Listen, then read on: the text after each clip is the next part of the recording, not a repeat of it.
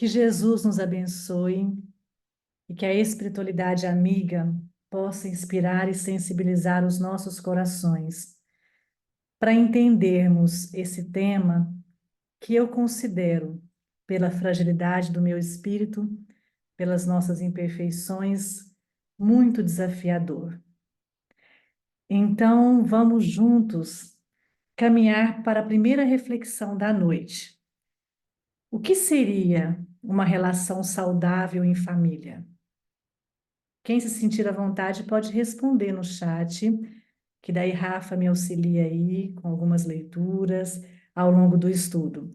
Mas quando nós pensamos em um primeiro momento, o que seria esta relação saudável?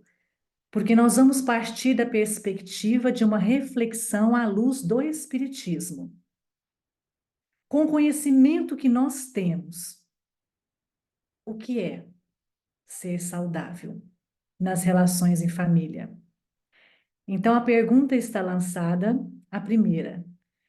E quando nós estivermos concluindo, nós vamos ter uma outra questão, para que a gente consiga caminhar em um alicerce seguro e sair daqui hoje entendendo como ser mais saudáveis com os nossos companheiros familiares. E aí nós vamos voltar ao Evangelho segundo o Espiritismo. Quem tiver a obra também, fique à vontade para pegar, para poder acompanhar. No capítulo 14. E nós vamos terminar esse capítulo nos itens 5, quem é minha mãe e quem são meus irmãos. No item 8, a parentela corporal e a parentela espiritual.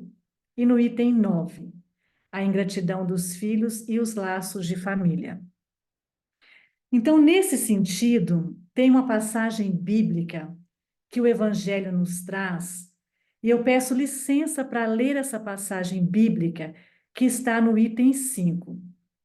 Ler na íntegra, para que a gente escute Jesus e para que nós possamos começar a entender esse conceito de uma relação saudável. Todos vocês devem lembrar dessa passagem bíblica, que está em Mateus capítulo 12, versículo 46 a 50, e em Marcos capítulo 3, versículo 20, 21, 31 e 35. E aí a história começa. E tendo Jesus vindo para casa, reuniu-se aí tão grande multidão, que eles nem sequer podiam fazer sua refeição.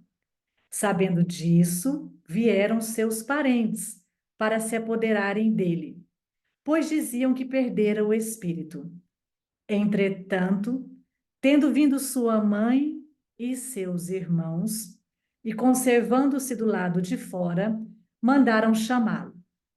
Ora, o povo se assentara em torno dele e lhe disseram: Tua mãe e teus irmãos estão lá fora e te chamam. Ele lhes respondeu: Quem é minha mãe? E quem são meus irmãos?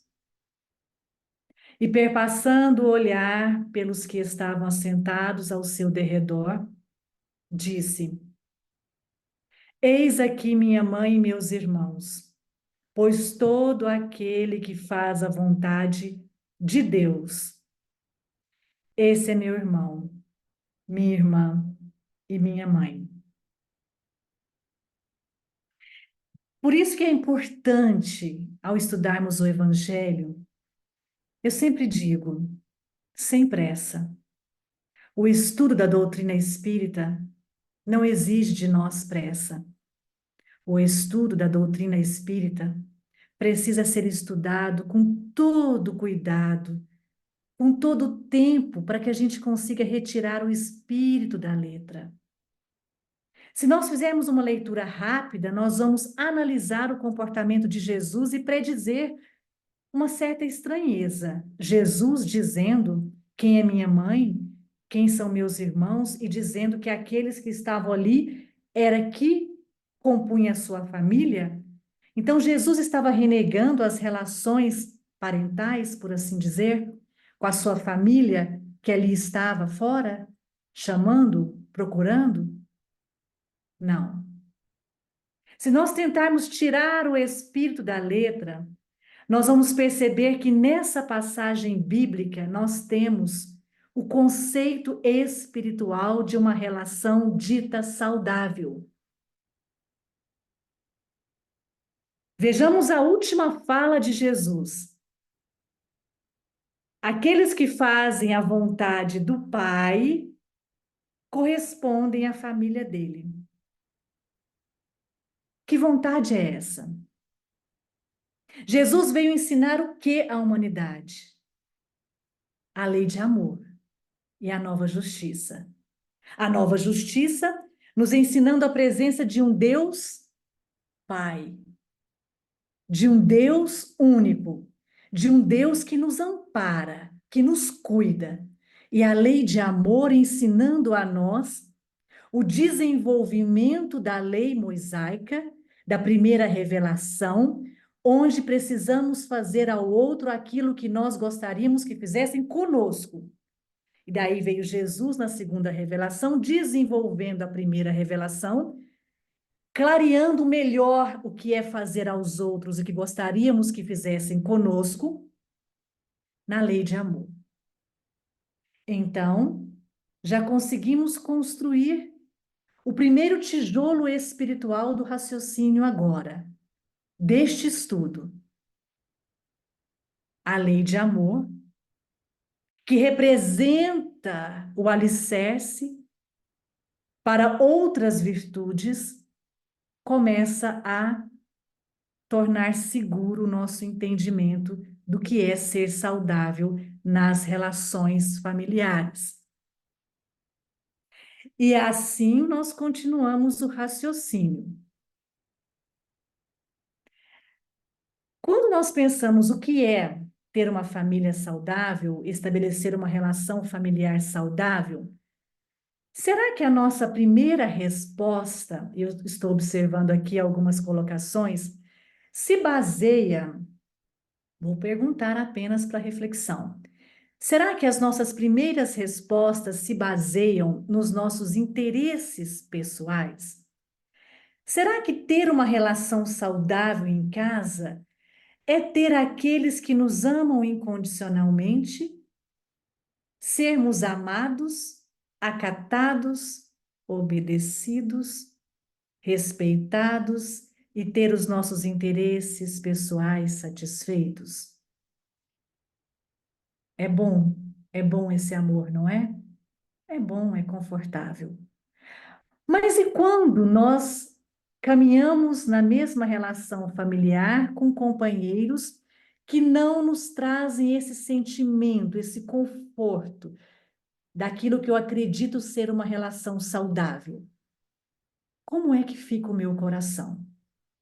Daí eu percebi que Vanessa respondeu que viver em harmonia e crescer moralmente e espiritualmente em conjunto.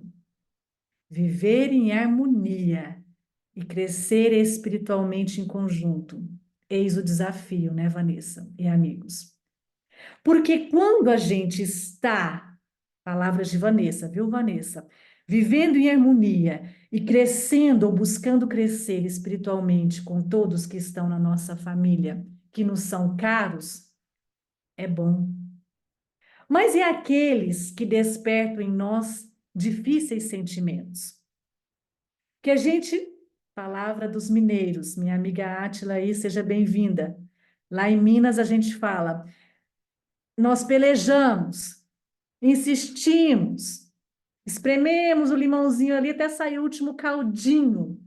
E aqueles, né, Isabel, que nos estão ali na convivência não nos fazem viver na harmonia que precisamos. Como é que nos sentimos? Daí, no outro extremo, a relação não se torna mais saudável.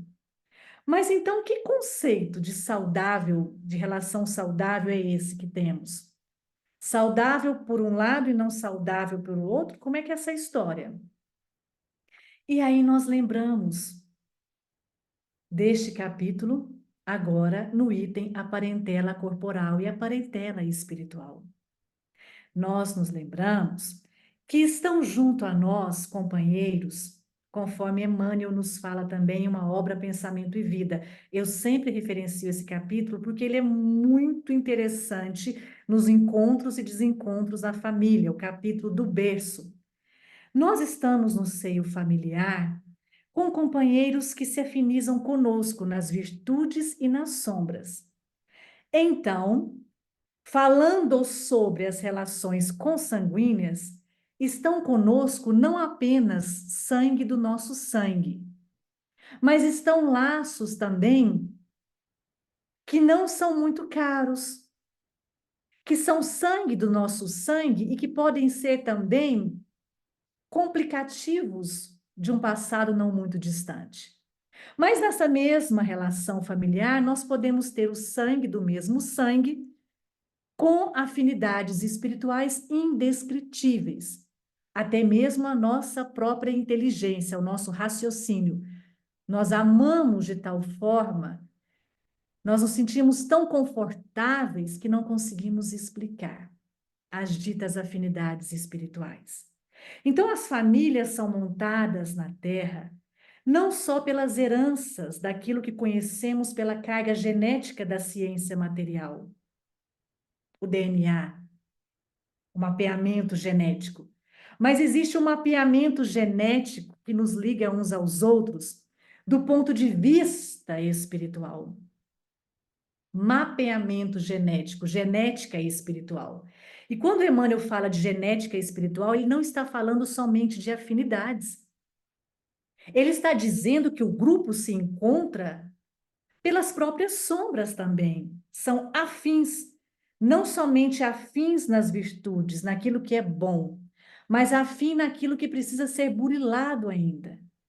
Só que quando nós adentramos a jornada terrena, no processo da reencarnação, obedecendo o princípio, a meta da reencarnação, que é o nosso melhoramento, o véu do esquecimento não nos permite lembrar dos motivos que nos ligam uns aos outros.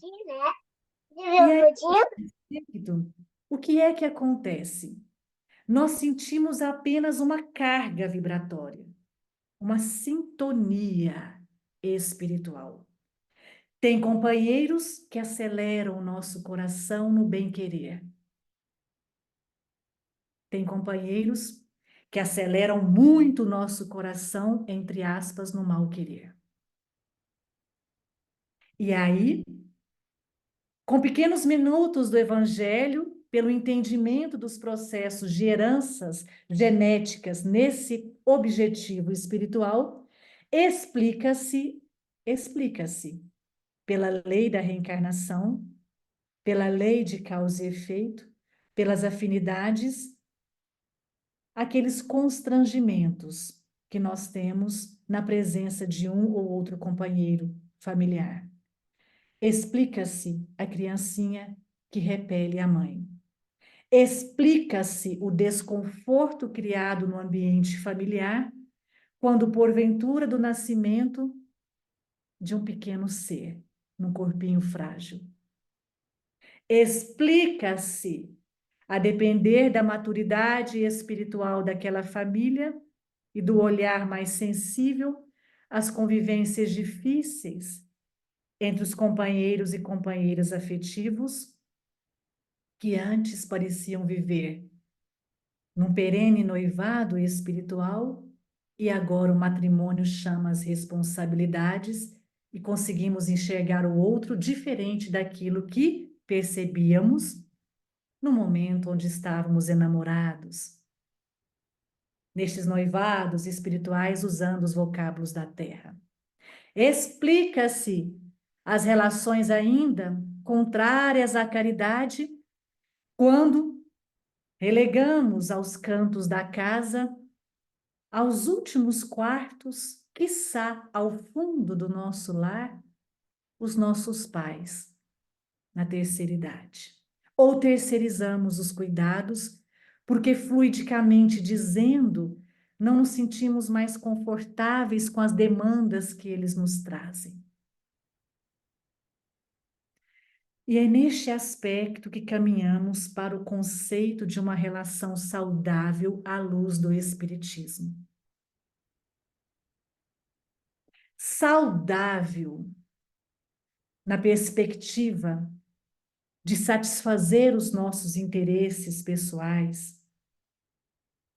Saudável na perspectiva de termos aqueles que acatam os nossos pontos de vista. Saudável na perspectiva de sermos realmente os algozes, aqueles que fazem sofrer, mas querem sempre serem amados. Não é o conceito de ser saudável, conforme Jesus nos ensinara. Porque se todos aqueles que fazem a vontade de Deus correspondem à família espiritual de Jesus, em casa é da mesma forma. Fazer a vontade de Deus é exercermos a virtude do amor. E o conceito de ser saudável à luz do Espiritismo e à luz do cristianismo, por assim dizer, ampliando, é entendermos e aplicar essa lei de amor. Isso não é tão simples. Por quê? Porque conforme nós refletimos, os laços, a parentela que se reúne a nós, nem sempre se liga pelos laços de afeições. Mas o desafio maior é transformar os laços de não afeição ou aqueles que nos causam desconforto em laços saudáveis, no reparar, no reajustar das questões a que nós nos propusemos. E existe um capítulo de uma obra que nós estamos estudando pelo Centro Espírita Sem Fronteiras, chamado Família. É um livro pelo lápis de Francisco Cândido Xavier, através de diversos espíritos. E o primeiro capítulo, Família, em Família, Emmanuel nos coloca algumas condições para caminharmos no conceito de termos uma relação saudável em família. Algumas pequenas condições. Quais seriam elas? O primeiro, o silêncio oportuno. Hoje em casa estava falando desse silêncio. Eu e a mãe estávamos conversando desse silêncio e eu falei, olha, existe o silêncio oportuno que Emmanuel nos ensina. Ela chama de silêncio divino. Falei, tá valendo também. Mas eu descobri, viu, Akemi, com esse estudo, que existe o silêncio intencional. E daí ela me olhou e eu falei, sabe o que é? É aquele silêncio que a gente faz intencionalmente, mas com a mente guerreando com aquele que nos fere. Vou ficar calado, porque o meu silêncio vai ferir mais do que as minhas palavras. Conhecem esse silêncio? Vou ficar calado, calada, mas a minha mente está barulhenta nos fluidos difíceis que eu estou irradiando aquele irmão. Não é esse silêncio. É o silêncio oportuno, aquele onde a nossa alma se cala e automaticamente a nossa mente se lembra da prece, chamando por Jesus naquele momento, chamando aos protetores espirituais daquele lar, para que toda aquela tempestade que porventura nos liga uns aos outros se acalme. Além desse silêncio, Emmanuel nos convoca a um outro também ponto importante, que é a renúncia. A renúncia. E aí eu me perguntei, quando eu fiquei lembrando dessa página de Emmanuel, né, o que seria a renúncia? Quantas vezes nós renunciamos? E aí eu percebi que a renúncia também tem uma outra faceta. Nós falamos que renunciamos, na primeira oportunidade nós cobramos. Vejamos o que eu fiz por você uma vida toda. Vejamos quanto desgaste. Vejamos o tempo que eu investi na minha família. Vejamos o quanto eu dispendiei, né, a minha energia com várias e várias conversas e você não mudou. Vejamos e vejamos, e nós fazemos a renúncia e cobramos de volta, nos momentos que julgamos oportuno, as gratificações ou os reconhecimentos. Daí, nesse sentido, não é renúncia, porque a renúncia é o sacrifício daquilo que nos é difícil, das nossas próprias sombras. no verdadeiro aplicar da lei de amor, assim como Jesus fez conosco, assim como Maria de Magdala fez, ao entender o que era amor, no entendimento cristão e seguiu Jesus. Seguiu sendo mãe daquelas que não eram filhas dela, sangue do seu sangue, mas aplicando a lei de amor aos desvalidos da vida, curando os corpos leprosos, renunciando a tal ponto que ela fora contagiada pela lepra. Necessário esse processo de expiação para a redenção do seu espírito. Renúncia quando Joana de Cusa, em vários diálogos com Jesus, e dentre esses diálogos, ou dos diálogos mais profundos, ele diz a ela para voltar e amar o seu marido difícil, renunciar às discussões inúteis, renunciar às brigas pelos valores que ela acreditava ter e o marido não tinha, e amar. Renúncia.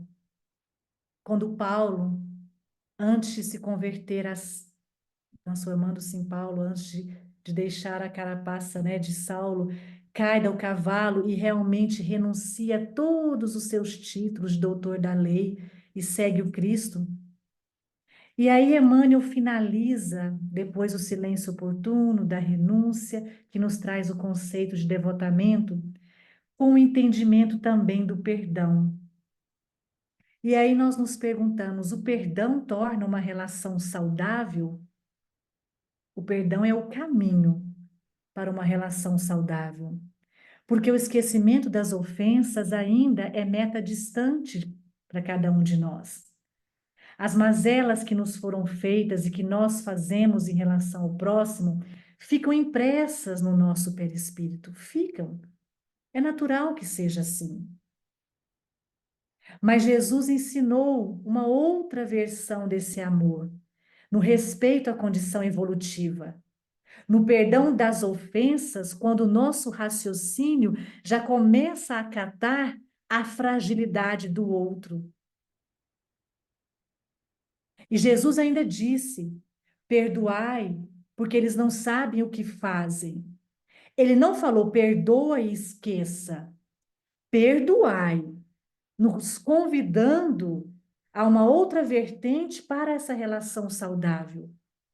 O esquecer as ofensas naturalmente vai acontecer à medida que nós vamos galgando o caminho do verdadeiro sentido da lei de amor que ele ensinou. Mas respeitar a condição evolutiva do outro é respeitar o meu semelhante. É entender que ele também tem o seu tempo de despertar. Assim nós caminhamos de forma mais lúcida para esse aspecto do que é uma relação saudável. E aí, nós vamos abrir para as perguntas, para conversarmos mais. Eu gostaria de já caminhar para um outro entendimento agora a respeito desta concepção que nós temos da parentela corporal, da parentela espiritual, dos verdadeiros laços que nos unem uns aos outros, desse amor que nós estamos aprendendo a ter, mas eu gostaria de refletir também em um outro mecanismo que nos auxilia muito nesta questão do caminho para uma relação saudável, a chamada lei de causa e efeito.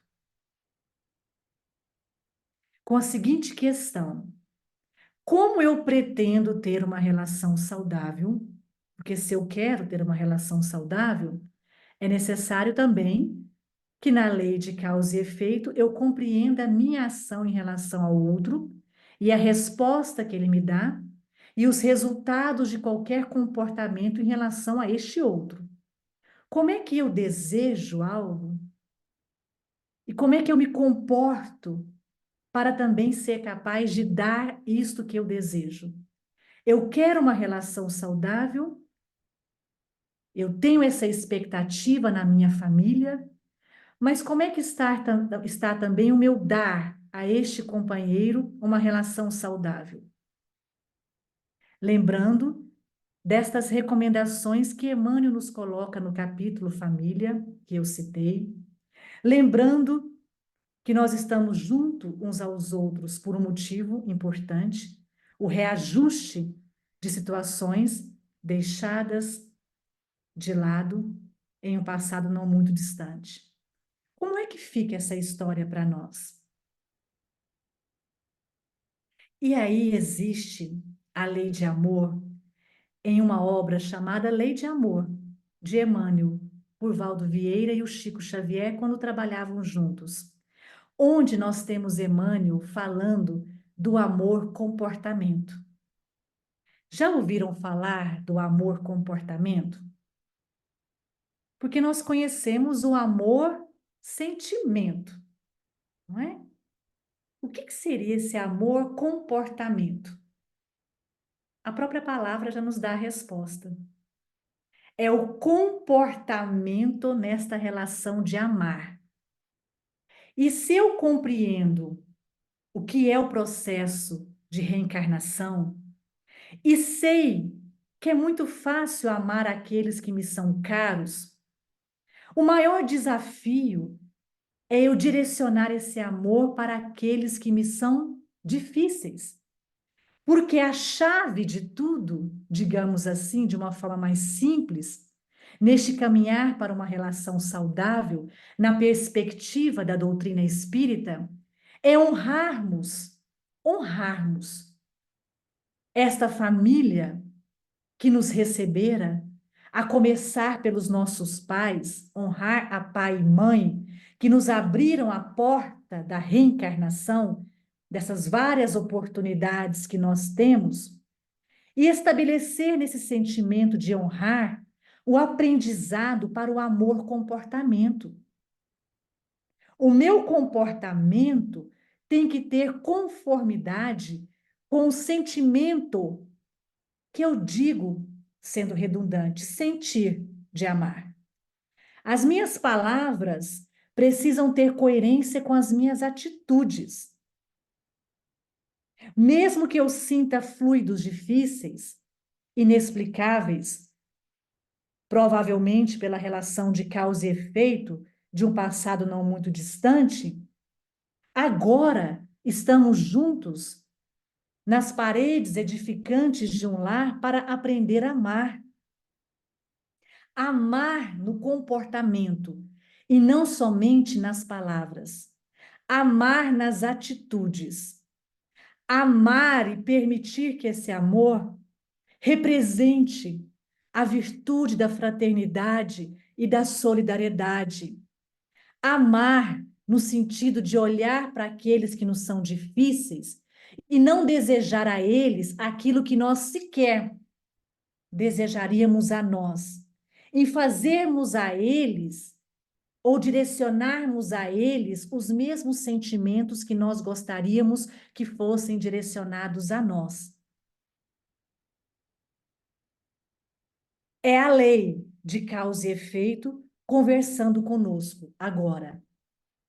Porque se eu continuar nesta relação de um amor ainda, usando os termos da ciência da saúde mental, adoecido, de um amor adoecido pelo meu orgulho, pelo meu despotismo, pelo meu egoísmo, pelas sombras que existem em mim, a pergunta é: até onde nós vamos com esse amor? Até onde?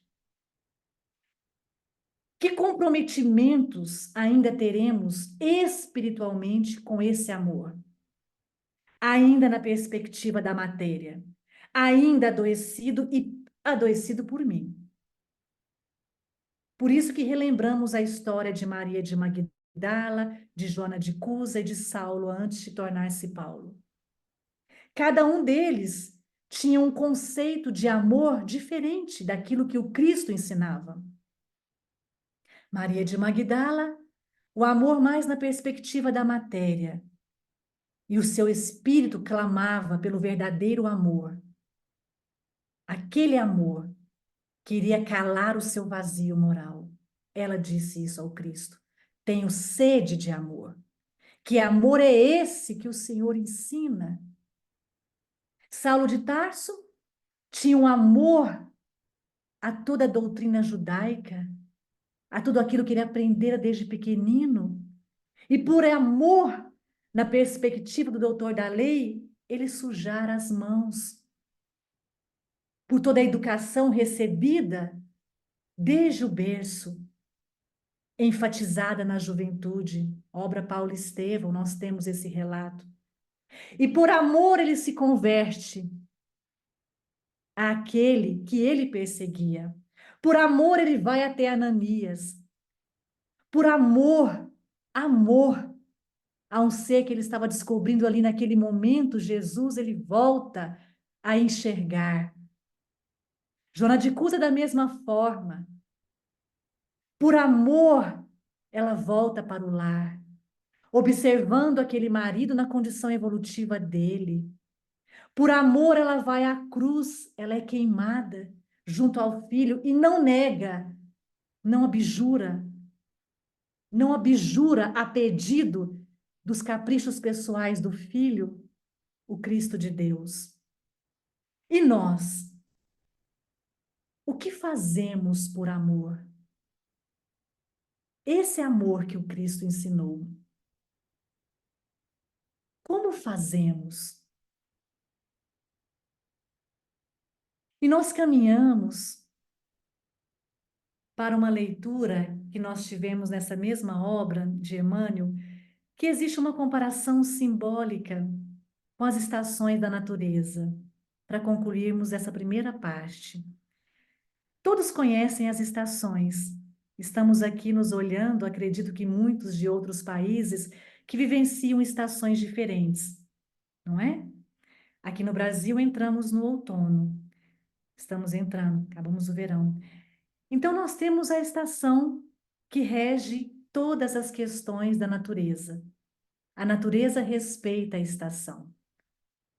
E nós respeitamos o amor em estações? O que é o amor em estações? O que é esse sentimento do caminhar para uma relação saudável em família em estações? Existem momentos que nós vamos viver os chamados verões áridos, quentes, secos, onde muitas vezes o nosso coração vai se sentir tão agoniado, tão aflito, por tanto calor, por tanto tumulto nas relações familiares, que nós vamos muitas vezes nos questionar como sobreviver a este verão árido. E quando está muito quente, existe algo que vai nos ajudar, que é a água, não é? Que refresca, que renova as nossas energias. E nessa analogia simples, nós temos a água do Evangelho, a fonte viva, que revigora as nossas energias, nos faz compreender o verdadeiro sentido do amor ensinado por Jesus e conseguimos passar por esse verão mais árido até a próxima estação. Muitas vezes a próxima estação nos leva às folhagens secas, à paisagem tão sem cor. Há momentos onde muitas vezes nos deparamos com a indiferença, as cores acabaram, as dores se achegam. O que fazer diante dessas relações familiares que caminharam para esta estação? Dos sentimentos secos, indiferentes, em relação a todo o amor que estamos dando e externalizando. Aguardamos, porque depois dessa estação outra virá. E muitas vezes chega a estação que nos proporciona novos frutos, novos projetos em família, a estação parecida com a primavera, onde a sementinha que estava ali na terra, quietinha, esperando o momento adequado, ela morre, a semente morre. A semente morre para gerar o quê? Um fruto, uma árvore, uma flor, para nascer de novo. São aqueles momentos onde nós, nas relações familiares, não esperamos mais nada pela fragilidade dos nossos espíritos, pela nossa fé tão pequenina, menor que um grão de mostarda. Menor, porque Jesus disse que era um grão de mostarda. E aí, de repente, a misericórdia de Deus nos mostra o florescer de uma nova estação. São aqueles companheiros que talvez se achegam na nossa família, compondo esse seio familiar, nos ensinando uma nova vertente do amor. São as novas encarnações que acontecem. São as despedidas que foram difíceis no inverno, no outono, daqueles que passaram para o plano maior, e agora os nossos corações compreendem que é natural que uns cheguem e outros partam. E assim nós permitimos novas flores, um florescer novo em nossa vida. Olha o amor aí, nascendo de novo. Mas sabemos que o inverno vai chegar, que estamos em um momento de redenção, que seremos testados, mas sabemos que tudo vai passar, que as estações são transitórias. E a única certeza que temos é a perpetuidade, é a permanência dos verdadeiros laços de afeições. Esses não passarão. Então, o amor-comportamento, ele vive várias estações.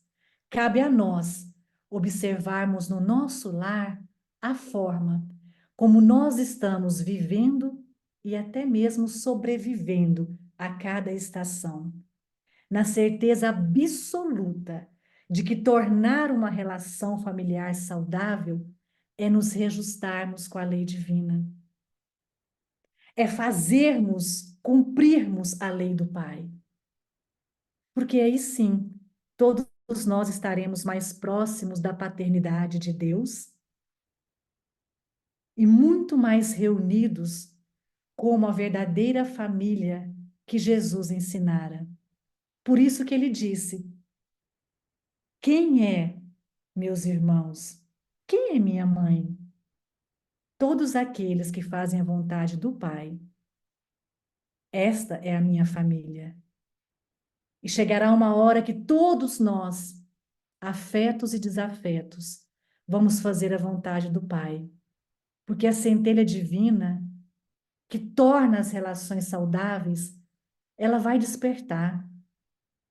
E não tenhamos a pretensão ou a vaidade de dizermos: desperta, ó tu que dormes agora, relembrando Paulo. Desperta, ó tu que dormes agora. Vamos virar aqui para nós. Nós podemos dizer a nós para despertar, mas o outro vai despertar na estação que lhe for propícia. Que Jesus nos abençoe. E agora nós vamos abrir para as nossas conversas, perguntas, né, Rafa? Se assim tiver, e é com vocês. Muito obrigado, Carol. Palestra excelente. Nós temos uma pergunta aqui do chat que chegou da Beth. Ela pergunta: numa família onde deveria haver muito amor, muitas vezes encontramos intolerância e o desequilíbrio. Como conviver num lar e edificar a harmonia nos dias de hoje? Beth, nos dias de hoje, usando o termo que a nossa amiga Beth colocou, nós vivenciamos muitas influências, né? Nós temos uma lei do progresso, do ponto de vista material, que nos trouxe muitas resoluções boas, mas nós temos também muitas dificuldades nestas questões do materialismo, das questões das redes sociais, daquilo que nós colocamos e permitimos chegar dentro do nosso lar, que não são tangíveis, que não conseguimos pegar, mas sentir pelas influências, pelo nosso cotidiano, por esse imediatismo que a materialidade nos convoca. Então, como conviver? O ponto relevante é novamente relembrarmos o objetivo da lei de amor. É aprendermos a ser fraternos e solidários uns com os outros, respeitando a condição evolutiva de cada um. Então, se nós já temos alguns minutos de evangelho, Emmanuel fala 5, André Luiz fala 2 páginas de evangelho, já estão, né, de bom tamanho.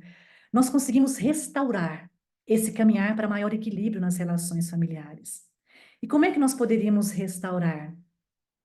Começando por nós, sem ferir a condição evolutiva do outro. Como falamos, no silêncio oportuno, no verdadeiro sentido da renúncia, no perdão necessário. E se nós começarmos a caminhar sendo testemunhos vivos daquilo que o Cristo ensinou, lembremos da obra Libertação, o nosso irmão Gregório, o que a mãe dele disse: nem que seja nas regiões difíceis, chamadas regiões das trevas. Se nós formos testemunhos vivos da conduta com o Cristo e pelo Cristo, o despertar de um coração amado vai acontecer. A questão é que a nossa expectativa é que seja para o nosso tempo. Então, nós temos um imediatismo também nas nossas próprias expectativas. Então, precisamos fazer a nossa parte naquilo que nos compete, nessa lei de amor, no comportamento, e deixar a justiça divina seguir o seu curso. O caminho é esse. Não existe uma receita pronta. Obrigado, Carol.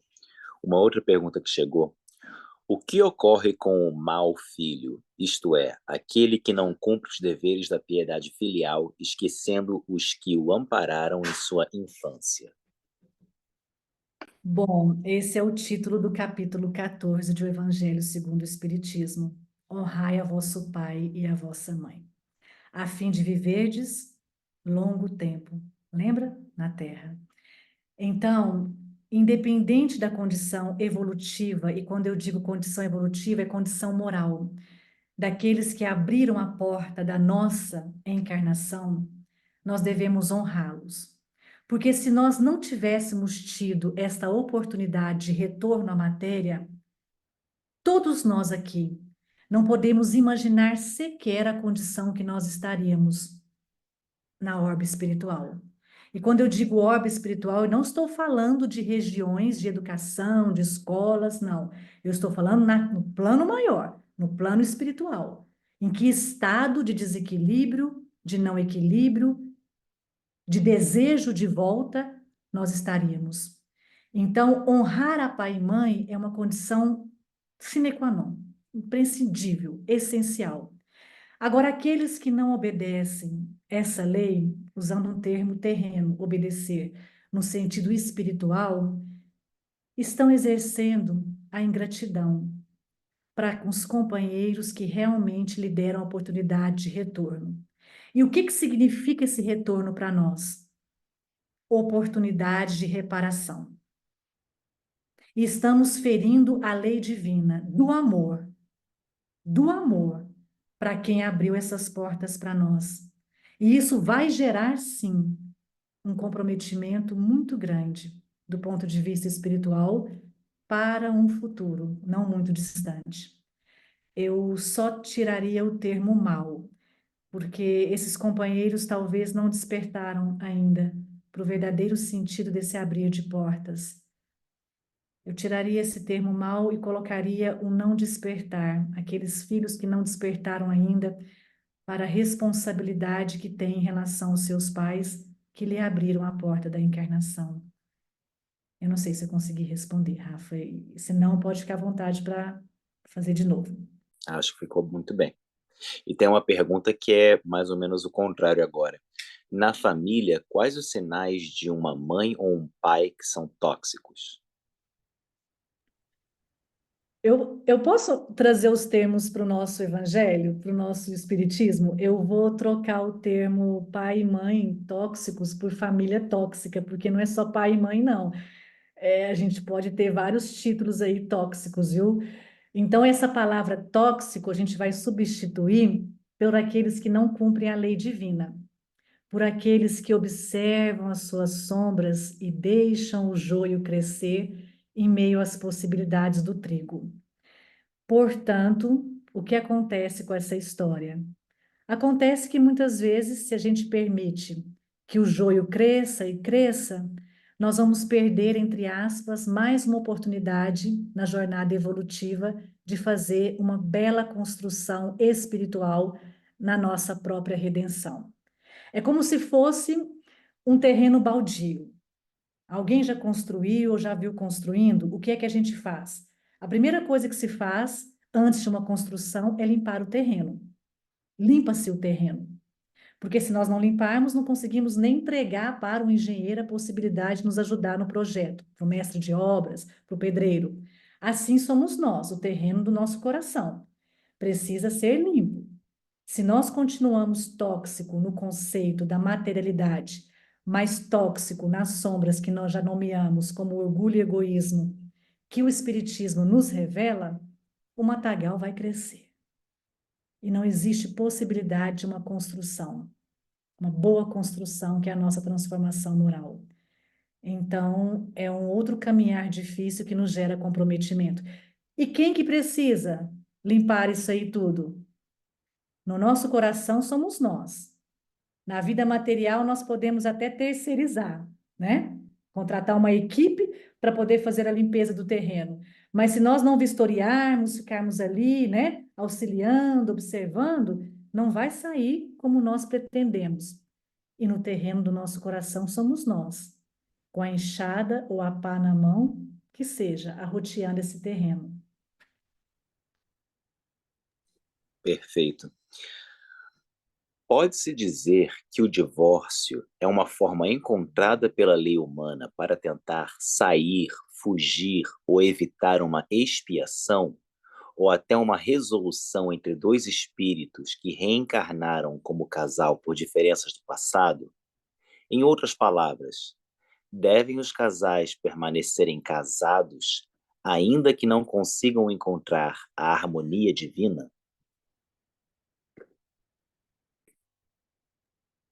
Vamos lá, nós vamos, peguei até uma obra aqui. Nós temos a obra Vida e Sexo do nosso irmão Emmanuel, o Chico Xavier também. Eu vou referenciar um capítulo antes da resposta, depois o companheiro ou a companheira que fez a pergunta, eu vou convidar a fazer essa leitura com mais detalhe.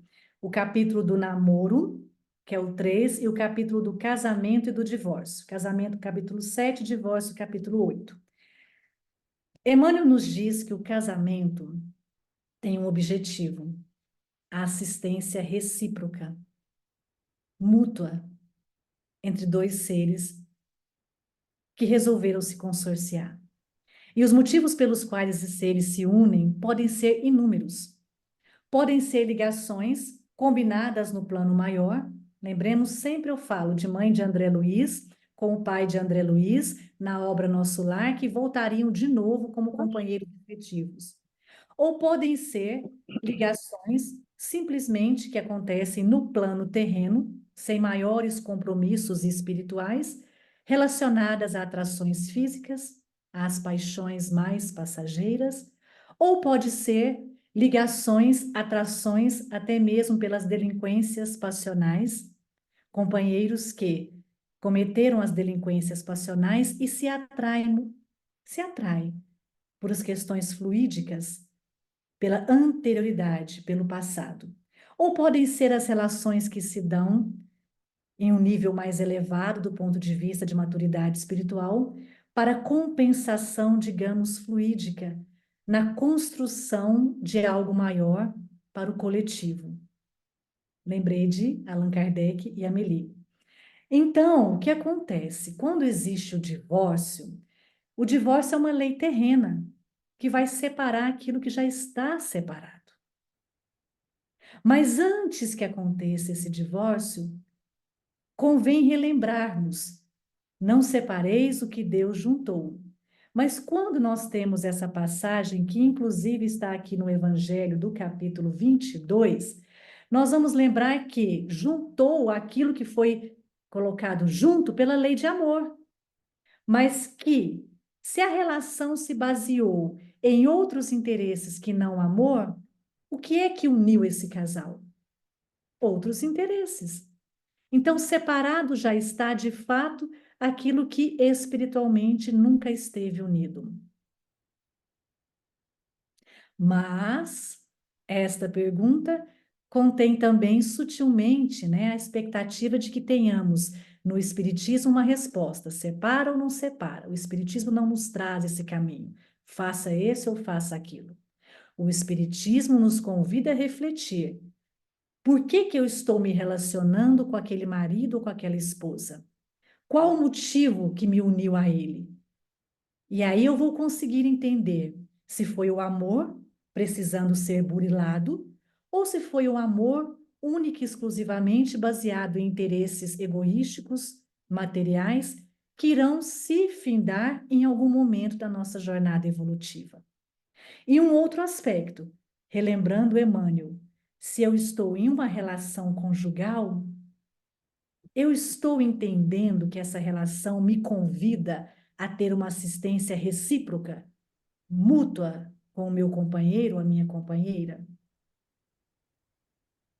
Eu estou aplicando essa lei de amor? Relembrando as obras de André Luiz, que nos convida muito a pensar sobre isso, a relação da mãe de André Luiz será fácil com o pai de André Luiz na próxima jornada? Será muito desafiadora. A relação da mãe de Segismundo era fácil com o seu marido? Nesse triângulo que se forma novamente no processo de volta de Segismundo?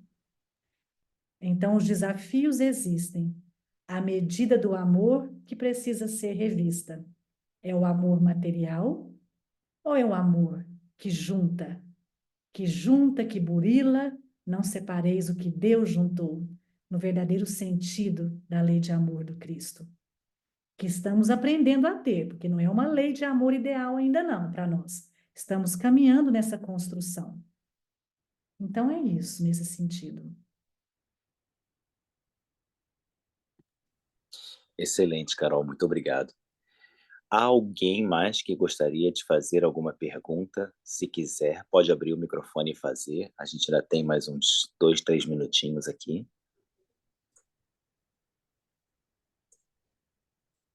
Se não, o que já começou também a vir foram os agradecimentos, Carol. Foi, sim, particularmente achei uma palestra excelente. Me fez pensar sobre, né, o mesmo assunto, só que de diversas formas. Então, muito esclarecedora. Muito obrigado. Se não há mais perguntas, então, antes da gente encerrar, eu só queria anunciar que na semana que vem nós teremos o nosso amigo Paulo Lodi, que vai voltar. Ele vai falar sobre culpa, depressão e suicídio. Então, a quem quiser e puder, estaremos aqui novamente no mesmo horário, no mesmo canal. Carol, se você quiser fazer quaisquer considerações finais e terminar com a nossa prece de encerramento, seria muito bom, por favor. Eu agradeço, Rafa, a todos vocês e aos espíritos bondosos que nos proporcionam essa chance de repensarmos essa lei de amor que não é fácil. Todos nós aqui, às vezes, nos ouvimos e imaginamos como é o jardim do meu companheiro na relação familiar.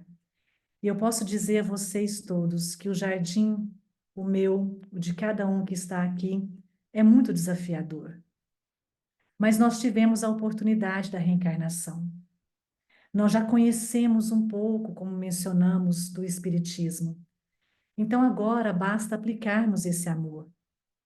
Basta voltarmos para os nossos lares após esse estudo e nos desafios mais profundos, nos fluidos mais complicados, silenciar os nossos corações oportunamente em uma prece. Pedir a Deus que cuide daqueles que não nos amam tanto quanto nós esperávamos.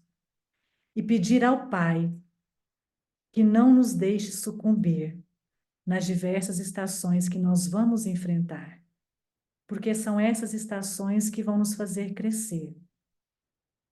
Então vamos fechar os nossos olhos,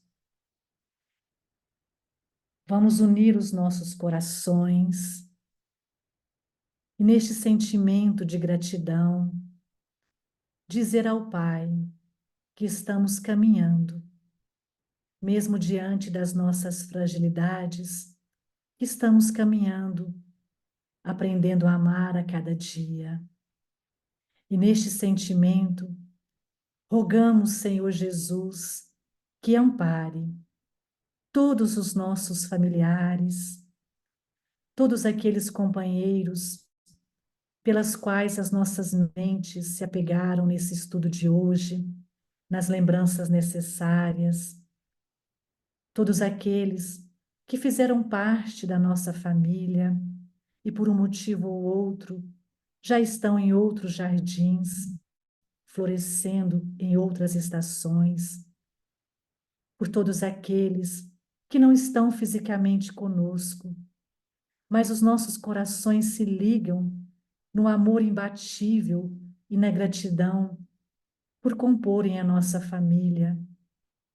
Vamos pedir por todos os nossos familiares que estão sentindo esta oração do plano maior, que fizeram a despedida antes de nós.